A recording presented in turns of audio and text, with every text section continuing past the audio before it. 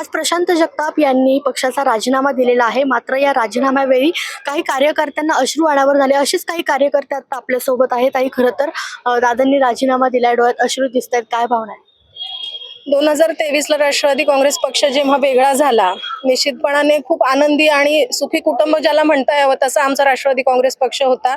आदरणीय अजितदादांनी वेगळी भूमिका विकासाचा कास धरली आणि ते एका चुकीच्या विचारसरणी बरोबर गेले आणि निश्चितपणाने त्याचं दुःख आम्हा सर्वच कार्यकर्त्यांना झालं। पण साहेबांची विचारधारा सगळी एकसंध मानत आदरणीय प्रशांत दादांनी साहेबांसोबत राहण्याचा निर्णय घेतला आणि आता पुणे शहरामध्ये जी काही संघटना तुम्हाला दिसत आहे, जो कुठला कार्यकर्ता त्या ठिकाणी थांबलेला आहे, तो साहेबांच्या विचारधारेसोबतच आदरणीय प्रशांत दादांशी कुठेतरी एकसंध झाला होता, त्यांच्या विचारांशी एकरूप झाला होता, म्हणून तो त्या ठिकाणी थांबलेला होता। निश्चितपणाने दादांची ही भूमिका आमच्यासारख्या राजकीय महत्वाकांक्षा असणाऱ्या प्रत्येक कार्यकर्त्यासाठी वेदनादायी आहे, दुःखदायक आहे।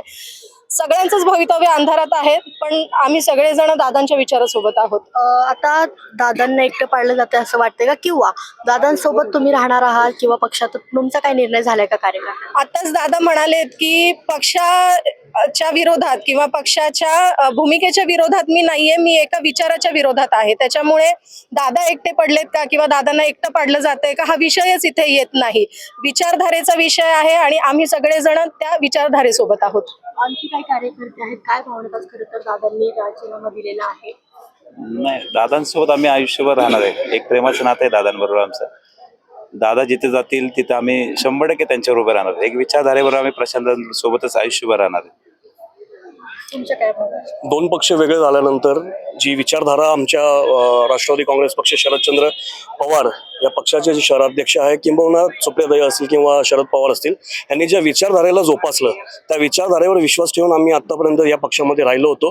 पण आज असं वाटतं की कुठेतरी त्या विचारधारेला साईडलाईन करून हे दोन्ही पक्ष एकत्र येत आहेत आणि आमच्यासारख्या कार्यकर्त्यांसाठी खूप वेदनादायक आहे।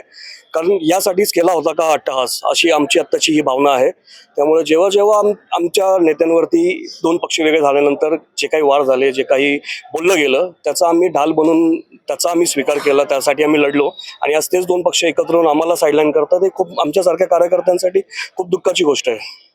नक्कीच आपण पाहिलं तर कार्यकर्त्यांना या ठिकाणी जे आहे ते अश्रू अनावर होत आहेत।